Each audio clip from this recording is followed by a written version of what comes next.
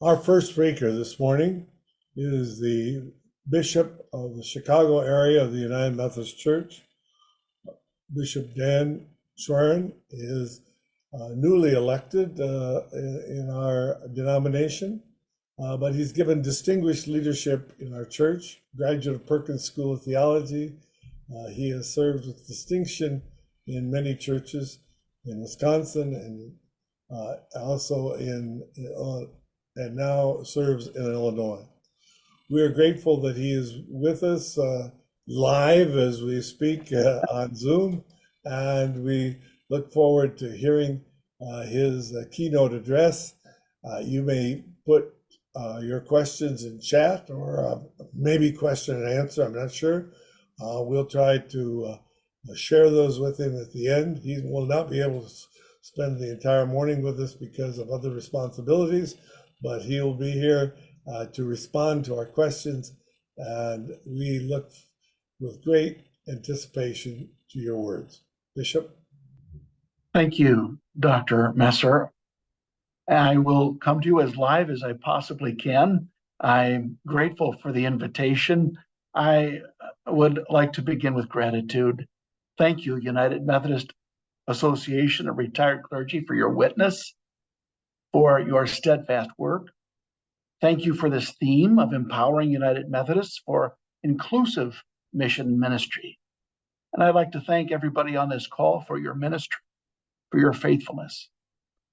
I don't know about you, but perhaps one of the most humbling things for me as a faith leader is that in every room I walk in, people have their cups turned upward and they want to be faithful. They want to be faithful.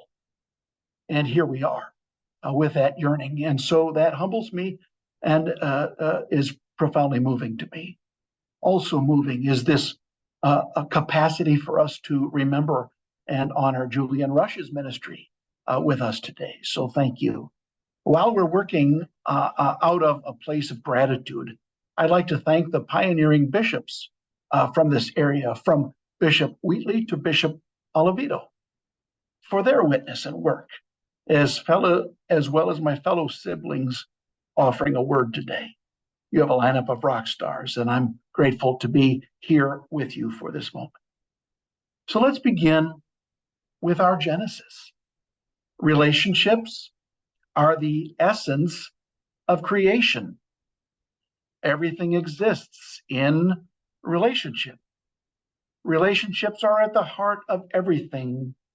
Our Genesis story centers in on the sea and dry land, the day and the night, the vegetable and animal life, protons and neutrons. Everything exists in relationship.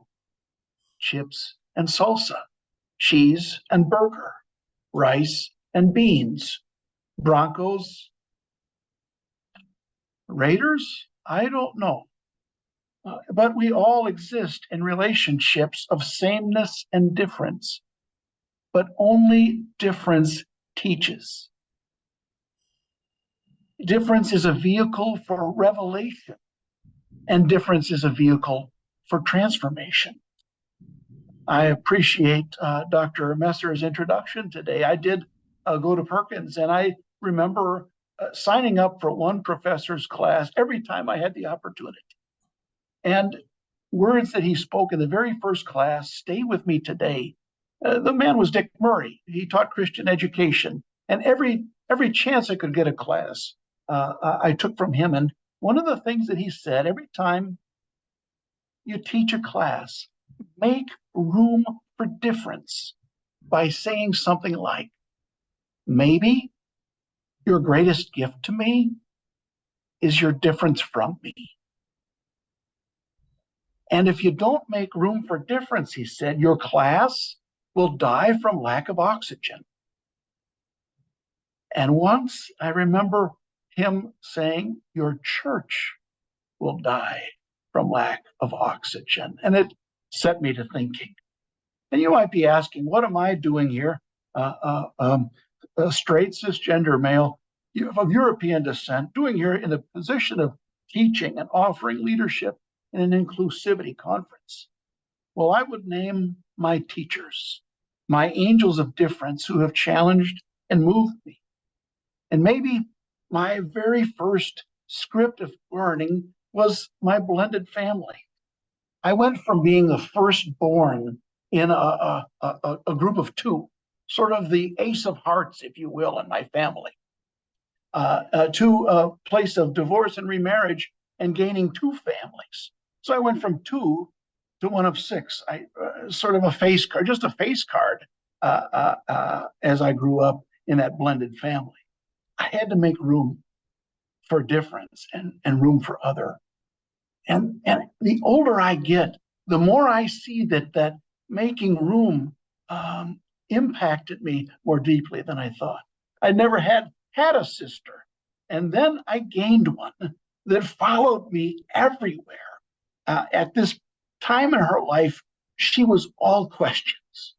I don't know if any of you are old enough for this musical reference, but kids growing up in the 70s listening to AM radio, you remember AM radio, don't you? Right? We heard the Beatles discussing love 8 days a week. And she would follow me around pleading, Danny, Danny. So mom says there's only 7 days and I can only count 7. What are they talking about with 8 days a week? What do they mean, Danny? She followed me around everywhere with those questions. Let the record reflect that I didn't think I needed more siblings. Let the record reflect I didn't know how to share a father. And as time passed and I expressed my sense of inconvenience, if you will, now we're centering in a place we would call privilege. My dad pulled me aside and said simply, Tigger, you need an experience of family. We need an experience of family. This will be good for you. And that generally closed off conversations at that. Another teacher was a new brother that came with a remarriage of my folks on the other side. I was living on a farm now, going down to a United Methodist church, a little farm church, on a 3-point charge. The only church in that area who would accept divorced people, which was our bumper sticker at the time. And that little farm church was where I heard someone cast a vision of the body of Christ, how all persons are of sacred worth, how all people have gifts, how the eye cannot say to the hand, I have no need of you. And it lit my moral imagination on fire. I wanted to give my life to that. But one of my parents could not accept my new brother's new understanding of himself and his sexual identity as he was coming out. My experience of holding 1 Corinthians 12 against my broken and unreconciled experience of family while I was growing up pushed me to depths and questions and passion for inclusion. My new brother and all he faced was another teacher. And the older I get, the more I see only difference teaches. Let's be clear about what is given. The United Methodist Church is not truly and wholly and fully inclusive. And we are in tension with that knowledge, both because of the harm we know we have inflicted upon those who are continually harmed and excluded from full inclusion. And we know we're in tension with the gospel of love. Hence, what is sought in our time together, how can United Methodists become more truly inclusive? We'll need many teachers. Reverend Dr. Martin Luther King, for one, said, justice is love, correcting that which revolts against love. So to answer this question, where do we begin in making the United Methodist Church a more inclusive body? I'll go to Isaac Luria's theory of Tzimtzum, how God had to make room for creation. If you think about it, Luria says, if before creation God was all that was, and God fills everything, there is no room for creation because God fills everything. Something had to change before creation can take place. If God filled everything and all space was filled with the Holy One, where would you put human beings? Where would you put salmon or honeysuckle or oceans or horseflies or rocky mountains? Where would the sun fit and the moon? Where would you put the Denver airport? Where would you put affordable housing? The answer is that first, God had to make room in God's own heart and mind for possibility. So God contracted a part of God's own self, this phrase, tzimtzum, the practice of contracting yourself to let something else grow in that space. Think Thanksgiving table, that we all have we sit 2 inches back and get a head start. We make room for the possibilities. Creation requires conceiving. First, how will we make room? And when God did this, room for the world was born. Life is making space for others. Life is being taught by others. And making space for relationships opens us. As I prayed about entering this new role in Chicago as a bishop assigned here, one passage stayed in my mind for a month, and it's that phrase from Revelation 3:20. Look, I'm standing in the door and knocking, Jesus says. If any hear my voice and open the door, I will come in and be with them, and will have dinner with them, and they will have dinner with me. Christ is the stranger at the door. And so often in life, I don't know how it works for Bishop Oliveto, but we send pastors and Christ is the stranger at the door, and we receive people and we make relationships, and Christ is the stranger at that door who's inviting relationships that bring us to table. And so Christendom, North American Christianity, is changing. And I think we're melting away a program way of life to a relational way of life. I believe we're shedding the conceits of Christendom. And I think Christ is at the door waiting for us to be transformed by relationships, because only difference teaches. So let me go deeper into how-to stuff. So until June of 2021, I was a local church pastor, and I had a 14-year appointment. And I taught constantly that relationships are a vehicle for revelation and transformation. And I didn't make it up. This was Alan Deutschman's work. So if you Google Alan Deutschman's Change or Die research, it's been out since 2007, but it was also in Ted Bolsinger's recent work, Canoeing the Mountains, been in Fast Company and other places. His Change or Die research is all over the internet. So he studied the scenario of what makes for change. And he used the scenario of people given a choice by their doctors. You have this condition, and if you don't change this chronic behavior, you will die. He studied doctors and patients in those conditions and followed up with people after being given the choice to change or die.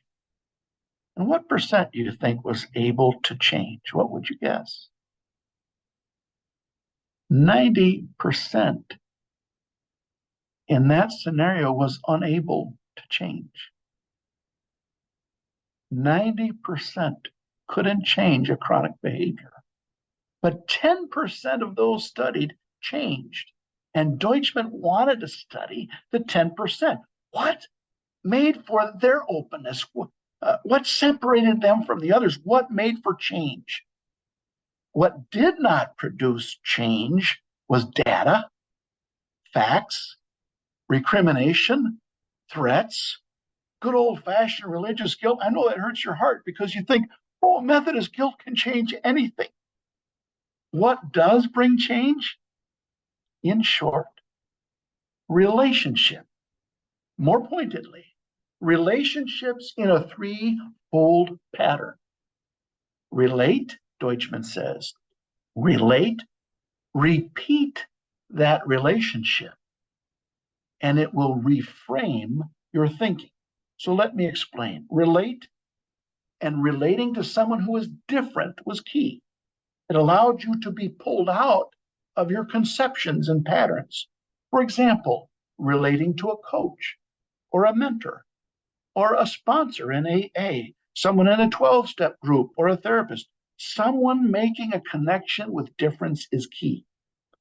Relationship revealed newness, and repeated contact means that that newness had a chance to pull you out of old frames and old mindsets. And it gave you a chance to confront your assumptions. Perfect example, my former son-in-law. He is a former son-in-law, but we are in great terms. We spoke twice this week. He was the first person that I related to over time who had faced life in a place that was very dangerous. He came from the Tabasco region of Mexico. And if he would have stayed there, he would have been in a gang. His family saved everything and contracted with a coyote to smuggle he and his brother across the border. Two boys, 14 and 16.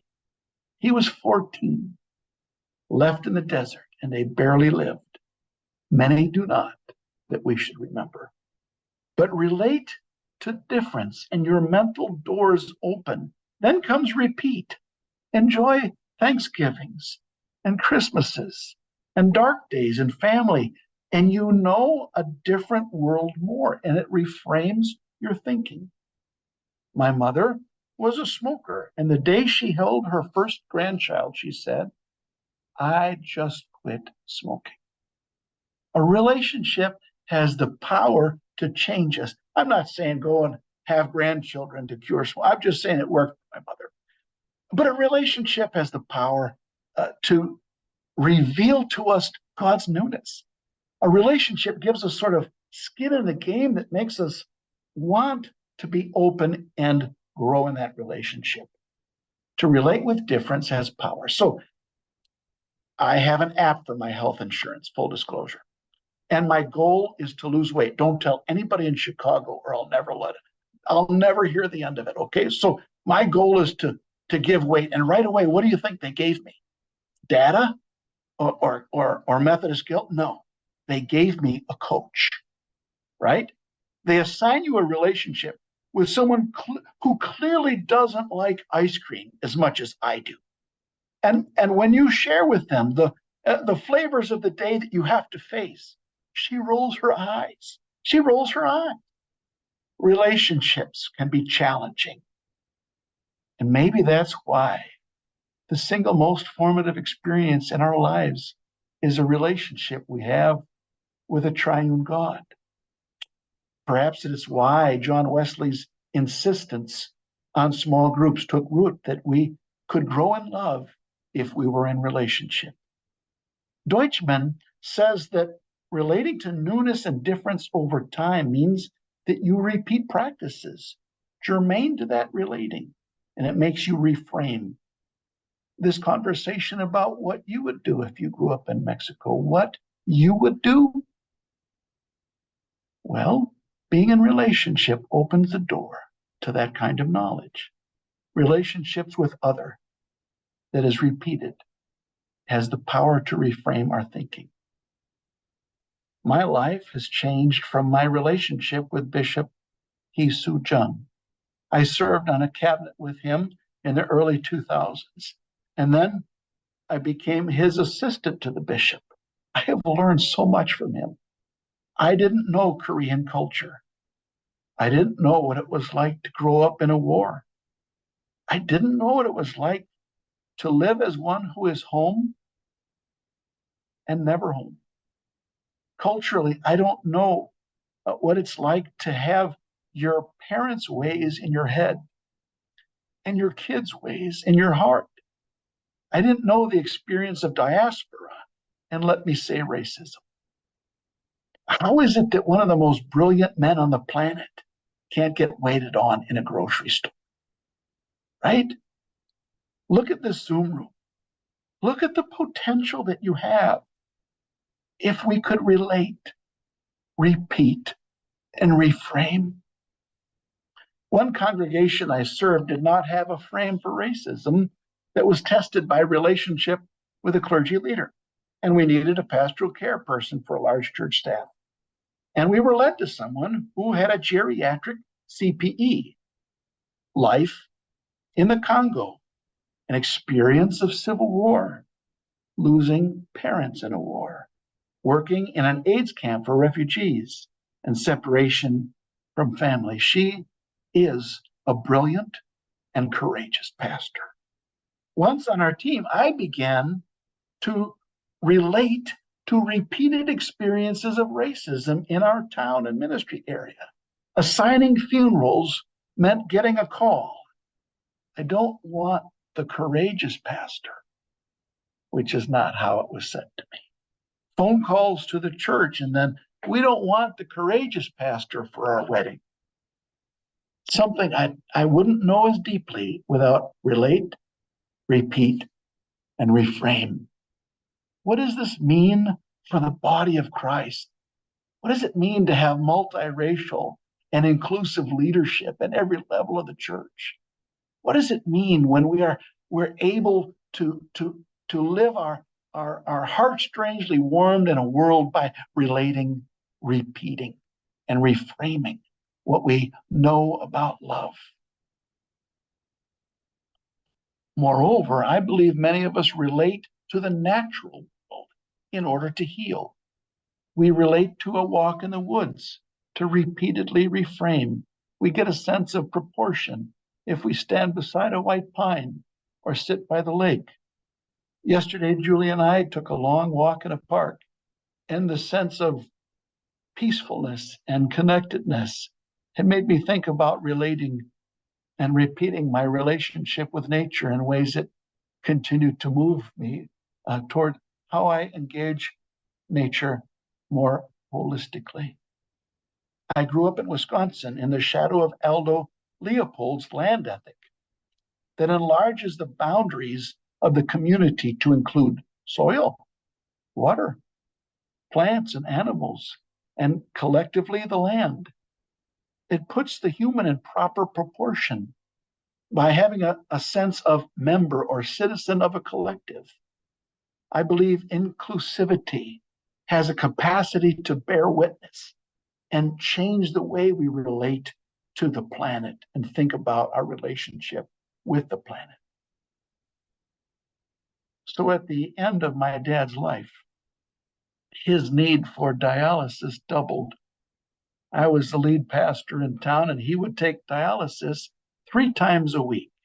And I tried to make the visits coincide with his time in the dialysis chair as often as I could. Then they said to him, "Bill, you're going to have to come now 5 days a week and longer for each time." And he said, "Thank you. You folks have been wonderful. This will be my last time."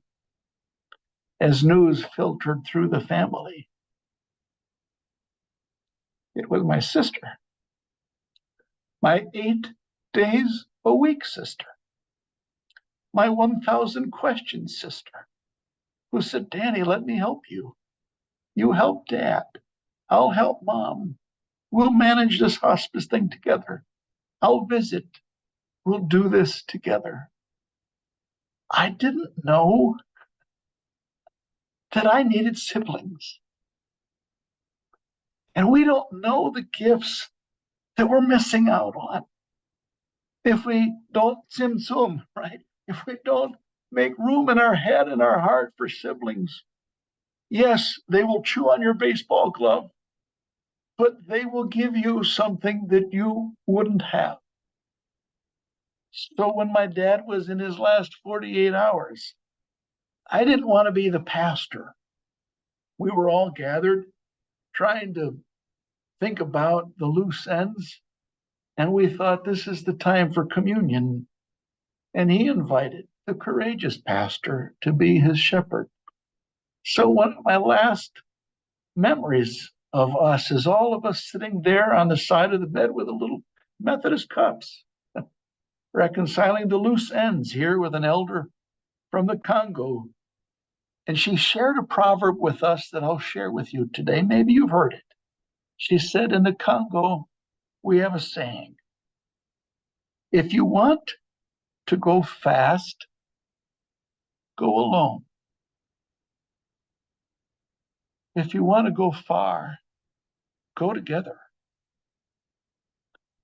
And I began to use that at the gravesides and days that I'd preach on communion. It's profoundly true. If you want to go fast, go alone. But if you want to go far, go together. We are given to be in relationships of difference in order to relate, repeat, reframe, and I would add, re-enter community differently. What is the baptism in the Jordan, but re-entering the Holy Land differently, to re-enter community differently, to re-enter with a reframed mind is an important element of what we bring to community. This sense of mutual benefit, or Ubuntu, your well-being is my well-being.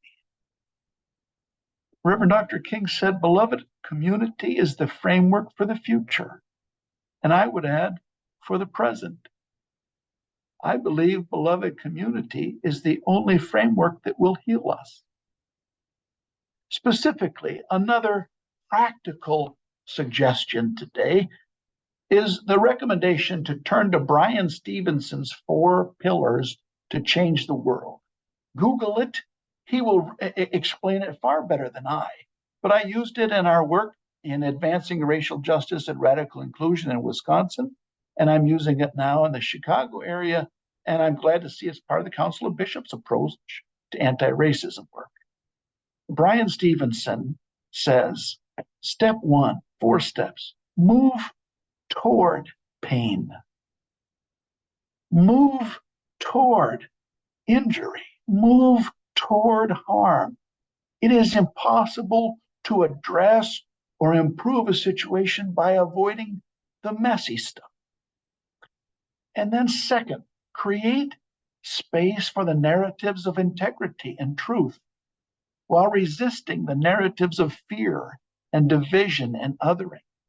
The less we know about others, the less we know the nuance and the complexity and the challenge of life.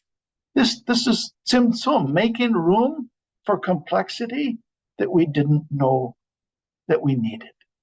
Thirdly, be willing to be discomforted in order to be faithful witnesses. Be willing to be uncomfortable. Remember that our discipleship is drawn daily into a cross, right? That faithfulness is a cross move. It calls us into discomfort and change and growth. And lastly, number 4, live as people of relentless hope. Believe the best about others instead of the worst. Live toward a potential for good rather than avoidance of assumed harm. So how are you personally challenged to make authentic relationships of difference that, if repeated, could reframe your thinking? Who have been your teachers? Aren't we all on the shoulders of great teachers and encouragers? What neighbors has God been giving your church to love? What neighbors has God been giving you to love? John Wesley, one of my favorite Wesley quotes is that John Wesley said, I believe it's in the Sermon on Christian Perfection, that 5/6 of the Christian life is growing more perfect in love. And I want to do that. And I need a community of faith to encourage that when I fail. Can you grow more perfect in love? Our life together must increase racial justice and radical and full and complete inclusion. for us to be the people of God. And maybe the good news is every single day, God gives us new people with which we might relate, repeat, and reframe how we zoom, how we make room in our hearts for creation. This Zoom room gives me hope as I look at the faces on the screen. I believe creation is made from relationships of sameness and difference, and only difference teaches. I believe creation is about making space for others.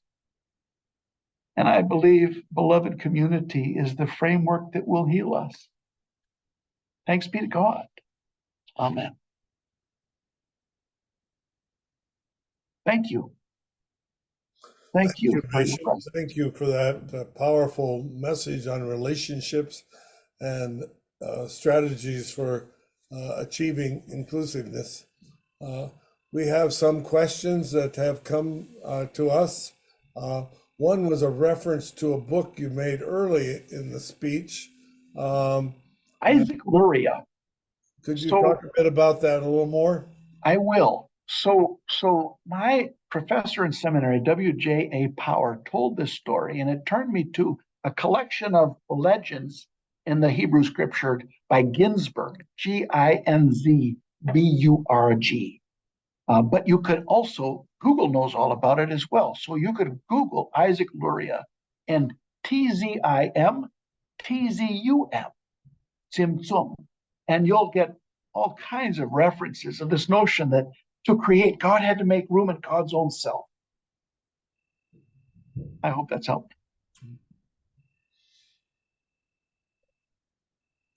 Are there others? On the strategy towards that you suggested that the Council of Bishops is using for anti-racism, how would you apply this to the LGBTQ plus community? So move toward the injury, to move toward the harm, and to move toward the discussions, and be able to allow relationship to be the teacher. So when I was the assistant to the bishop in Wisconsin, Bishop Jung asked us to work with a Lenten Bible study, and it brought out all the hurt and challenge and difficulty in our annual conference to live through these 4 pillars. And it meant that we had to have difficult and painful conversations. It means that we have to have our blind spots exposed to us. So what would I do for the United Methodist Church? I think sometimes our annual conference meetings do not have enough conversation with each other. I believe our small group experiences do not fill ourselves with difference. And so I think at some level, we have to move toward the injury and listen, and then be willing to be uncomfortable in the midst of that. I believe others could be our teachers in terms of if you listened, like at the NCJ jurisdictional meeting, we had persons who had been harmed by exclusivity share about what it was like to identify as a trans person or identify in a way that was not cisgender. And it was a learning and also deeply uncomfortable in a room full of disagreement. I hope that's helpful. That's just a start. We're very grateful for your taking time in your busy schedule to be with us and to share your heartfelt message. And we're grateful that you're providing key leadership in our denomination.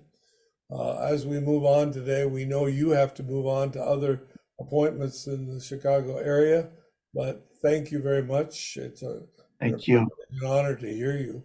Thank you. I would like to thank you for your book on the models of ministry. That was good for me. I'd like to thank this team and their faithfulness, and your bishop is a rock star. I'd like to thank Bishop Oliveto for her leadership in the church and the world. Thank you, everybody. Thank you.